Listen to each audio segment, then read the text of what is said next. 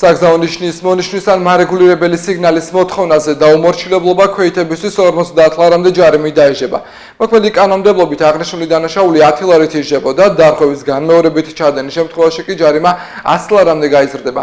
საქართველოს პარლამენტი დაჩქარებული წესით განიხილავს ცვლილებებს ადმინისტრაციულ სამართალ დარღვევათა კოდექსში, რომელიც ქვეითად მოსიარულეთა პასუხისმგებლობის გამკაცრებას გულისხმობს. ახალი კანონმდებლობით 100 ლარის ჯარიმა გავრცელდება იმ შემთხვევებზეც, როდესაც ქვეითი მოძრაობის წესს დაარღვევს ავტომაგისტრალზე, საერთაშორისო ან შიდა სახელმწიფოებრივი მნიშვნელობის გზებზე.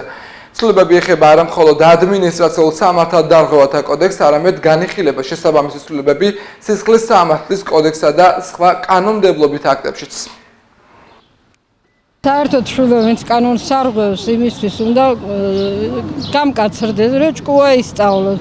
როა შენთვის განკუთვნილი ზებრა, ნებაიბოძე და გადადის ზებრაზე და ნუ გარბიხარ სადღაც უაზროთ, არ შეიძლება. თუნდაც იმიტომ, რომ ავარიული მდგომარეობები გამოირიცხოს. სადრო ეხლა ზებრაზე მანქანა გაჩერდება და გაგატარებს, სადრო იქ მანქანის სავალგზაზე დაადებს და გადახვევს და დაგეტაკება მანქანა, რომელი ჯობია?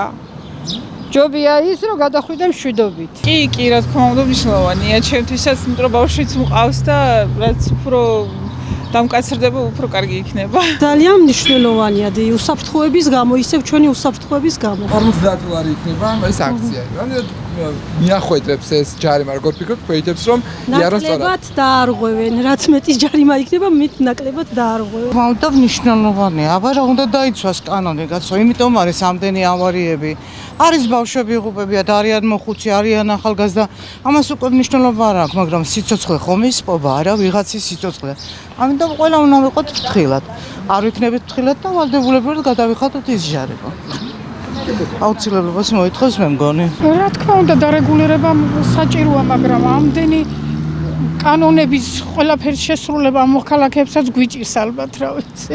ეს სწორია, ესე რა თქმა უნდა, არ არის შვილოს სწორი. ნამდვილად არ არის. ახლა მძღოლებისთვისაც ძნელია და მოქალაქეებისთვისაც ძნელია ყველაფერი, მაგრამ გათხოვდა მოძრაობა ზოგადად ქალაქში და იმიტომ. ძალიან მნიშვნელოვანი, ძალიან ჩვენ ვცოდათ საერთოდ მოქალაქეები რომ გადავდიოთ აქ ადგილ-ადგილზე და სადაც გადასვლი იქ უნდა ვიაროთ ყველამ და დავიცვათ წესრიგი.